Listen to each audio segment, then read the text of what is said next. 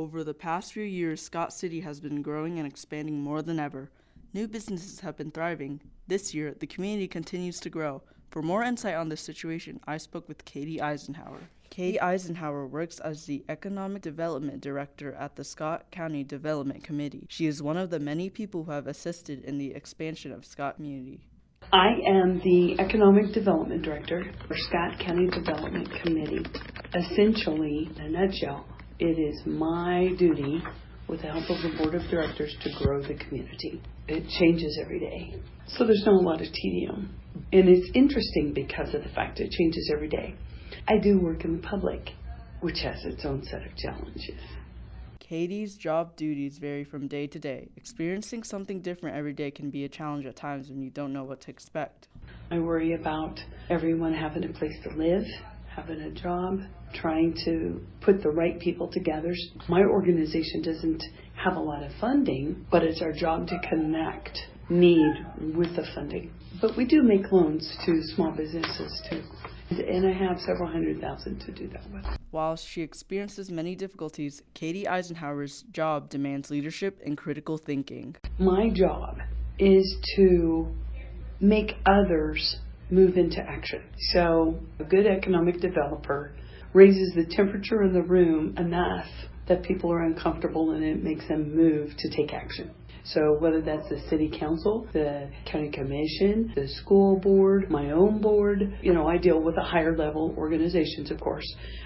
So that being said, probably the most difficult decision that I've had to make is when I'm trying to get my community to do something they're afraid to do. And the biggest one of those, and also our biggest success, would be to bring the senior housing to the community. Life can divert into multiple paths and directions. Katie's origin tells a story about how she ended up in Scott City, Kansas. I was born in Lexington, Nebraska. I lived in Great Bend at the age of 8, and I moved here at the age of 9. We were living in Great Bend, and my dad was working out here all week long, so my family was separated. And he was a salesman. He was a cattle nutritionist. He loved it out here, and he loved the people. And it wasn't healthy for my family to be split up like that. My parents are very close. They're still married and alive today in Scott City because he had a big territory. We could have lived anywhere, but this is where he wanted. Alongside a childhood foundation set in Scott City, Katie ultimately decided to stay in the community. Well, I could have left after college and whatnot. I did marry a local boy. His name is Brett Eisenhour, and his dad owned a body shop here in town, and his mom was an accountant. My folks owned a Daylight Donut shop, and my dad was a cattle nutritionist. Actually, he was running a grain elevator at that time, and was also mayor of Scott City. So I have a history of civic engagement. But I think I chose to come back because, I'll be honest, part of it was safe.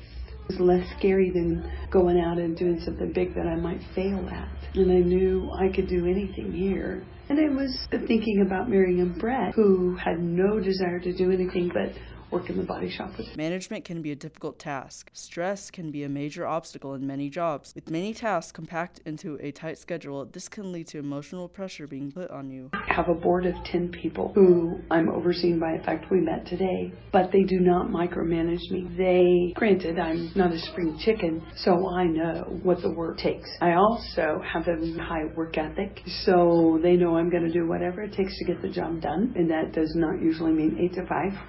But I also like the respect that comes with my job. It's uncomfortable sometimes. People like to take pot shots at you because you're laying it out there and you're pretty exposed. And that's not always a good time. It's really not. But then on the other hand, when things are going really well, like for instance where I am today, I am highly respected. And I love that.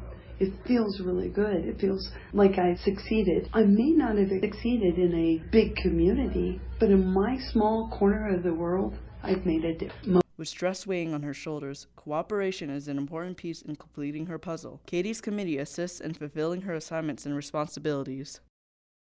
Most times it's stressful because there's a lot of responsibility. I'm the only person in my office currently. I have meetings that I have to attend to across the state. We have a lot of things on the table all the time, mostly because I created that, right? So I always have work that isn't done Most recently, the most stressful thing that we did was passing a neighborhood revitalization. So passing that was huge, and I've been working on it for about 4. Working solo is a common practice for Katie. However, sometimes she will need approval from other boards in the community or even the state before initiating a decision. I work by myself on a daily basis, but I have those 10 people and the city council and the county commission and the school board that I work with. Like Mr. Rumford is one of my bosses too.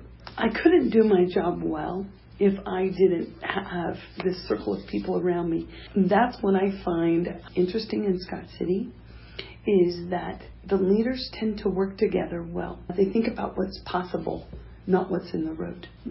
Some towns only focus on the obstacles. We don't do that here. We focus on what we want and move the obstacles out of the way to get the job done, all for the sake of the citizens. We're probably the leader in all conversations about housing and workforce. If there are some other things like the Community Foundation, they're a fantastic partner of mine.